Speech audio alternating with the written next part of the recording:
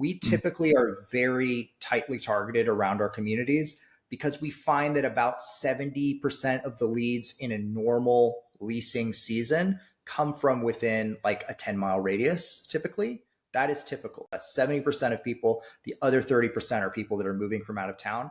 That massively skewed for a short period of time after COVID, where literally the entire country basically relocated twice. A ton of people came to Austin. They moved into one building, then they moved into the one that they're going to be staying in for a few years. So in that, you definitely want to be open to targeting people that are outside of your area.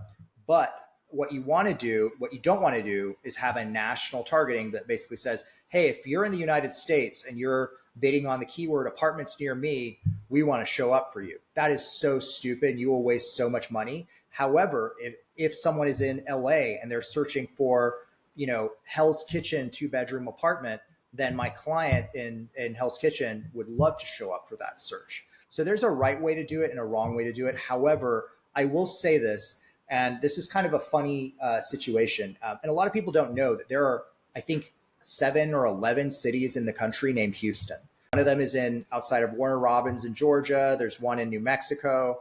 That's crazy to think about. But that's an actual, that one is less of a problem than say Del Rio. We have 23 Del Rios. There's so many different city names where you'll have a main city like Chicago in Illinois, and then you have Chicago in other parts of the country. Mhm. And here's the problem. If you have a national targeting and you have a community that say is in Del Rio in Texas, and you have a national target, you're going to show up in the other 22 cities. So you have to be very careful. It's always important to look at how many cities or how many other communities have the same name.